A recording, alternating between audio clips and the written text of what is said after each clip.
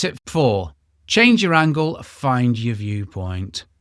Don't just shoot from eye level. I was going to say it's a very common mistake, but it's not a mistake. It's a natural thing to do. You stand normally, you bring your camera to your eye or your phone, and you look through the viewfinder or you squint at your screen and hope to see what it is you're taking a photograph of. No, I'm not a fan of taking photos with a phone over a camera. Well, I wouldn't be. I've got a camera, haven't I? Or 3. So it's a completely natural thing to take photos from eye level. And what you're doing there is you're taking photographs which will give a scene that's familiar to the person looking at your photo, because they're used to looking at things, obviously, at eye level, unless your eyes are in your feet or your knees. So one of the quickest ways to make photos more interesting is to change your physical position. So this is what you can do. You can get low to the ground. You can get low to the ground or put your camera on it, and there are very simple accessories that we can use for this. And you can point your camera upwards, and this can give you powerful, larger-than-life feel to a photo. Think about it. Put your camera on the ground, point it up. Your viewpoint's different. It's more interesting, and it's changing the perspective of things, how things relate, how they look. So you're transforming the feel of something.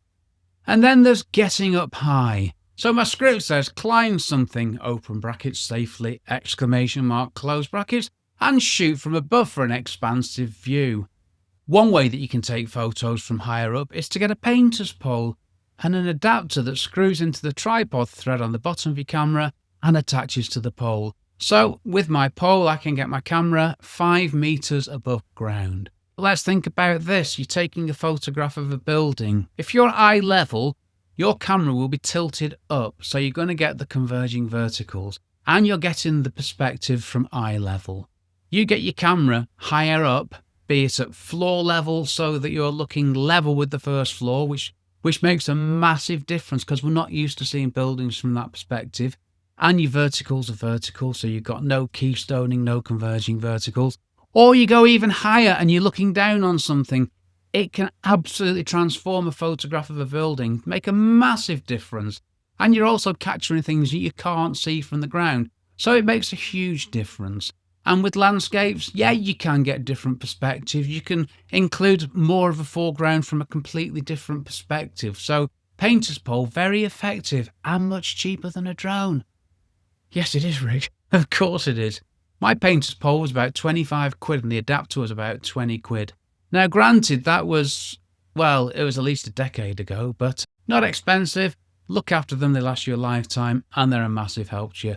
And I've used my painter's pole loads of the time. So what else can we do? Well, you can get very close to your subject to fill the frame, or you can step back for different context. Changing your perspective breaks predictability, and it helps you find unique compositions. This is finding your best angle.